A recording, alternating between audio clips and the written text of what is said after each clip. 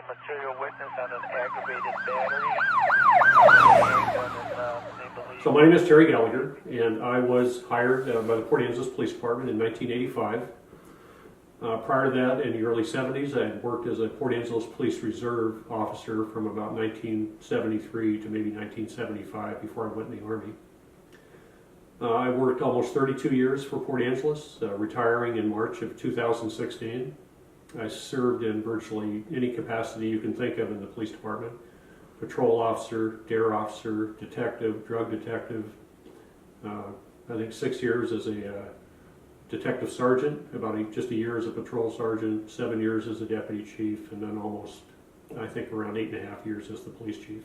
The case that I was going to talk about was that has always stuck with me throughout my career. Was in the late 80s, 1988 or 89, in August. We had two little girls, 10-year-old girls, that were DARE students of mine. At the time, I taught the DARE program in our local elementary schools. And they were in a playhouse built by one of the fathers of one of the little girls when a person that we've never identified broke into the playhouse and raped both those little girls. The incident was terribly traumatic for everybody, to include the police, most certainly, I think so, for the two little girls and their families. And we collected a lot of evidence. We collected fingerprints that we know belonged to the perpetrator. We collected DNA evidence. The prints and the DNA are still in the Washington State crime lab system, and yet we've never been able to identify who committed that crime. And certainly the crime is well outside the statute of limitations. Generally, I think for a crime of that nature, the statute is 7 years. But that's a crime that has stuck with a lot of us for a good many years, and I'd love to see it resolved. My brother Steve, for example, was a Port Angeles police officer. Steve later left the Port Angeles Police Department, and he went to Olympia. He retired out of the Olympia Police Department after 28 years. But then my grandfather was the county sheriff here in 1914. So from 1914 to 1916, James Gallagher was the elected sheriff in Clallam County.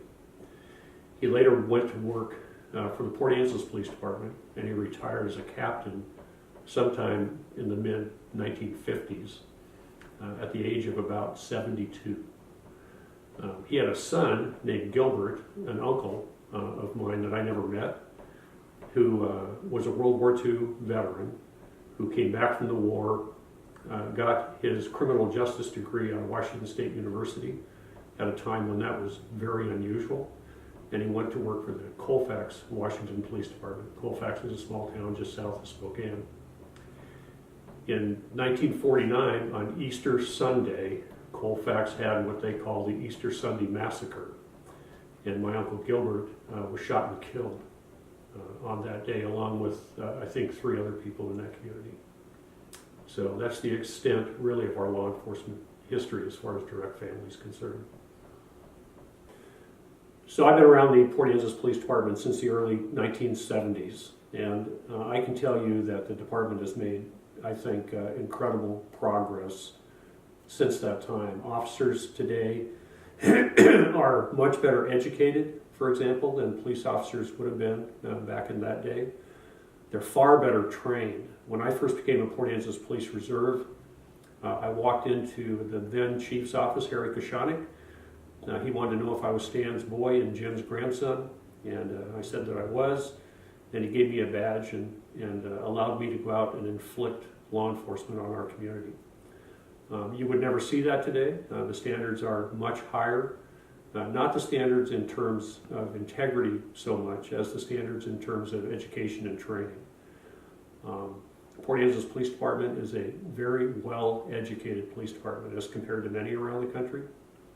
Most departments, about 85% of them in the United States, only require a high school education, and you'd be hard-pressed to find someone in the Port Angeles Police Department that doesn't have a bachelor's degree or a master's degree.